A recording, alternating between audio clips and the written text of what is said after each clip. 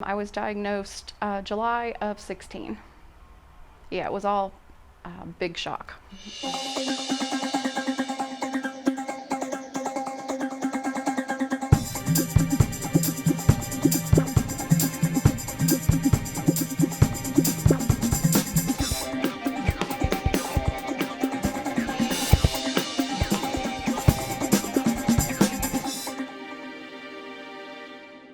You know, before I was diagnosed, I had a very demanding job.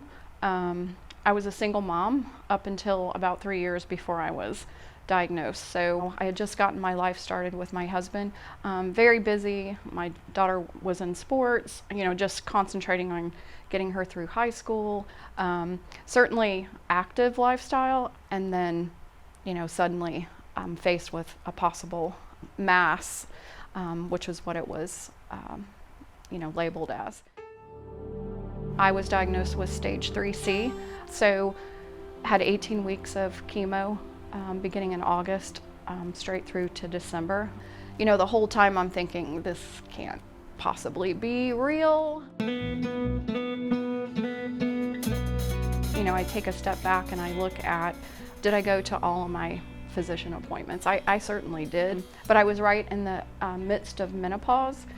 You know, I'd always been pretty slim most of my life, and suddenly I started to gain weight, but I tossed it up to menopause.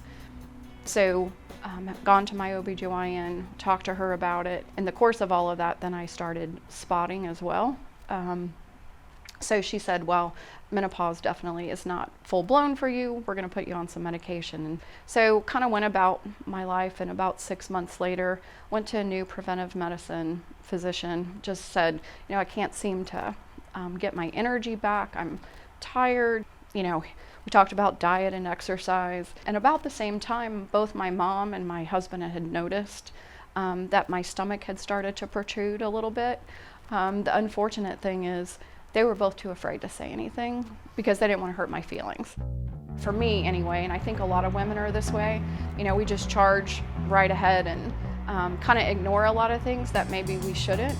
I probably should have been a little more forceful with my OB/GYN, and not that I didn't know the symptoms of ovarian cancer, they probably were in the back of my head, but never in a million years would I apply that to my own situation. I think if I had been more aware of the exact symptoms, because the abdominal girth size that I had really never had before, you know, just tossing that up to menopause, probably I wouldn't have done that if I had been a little more aware.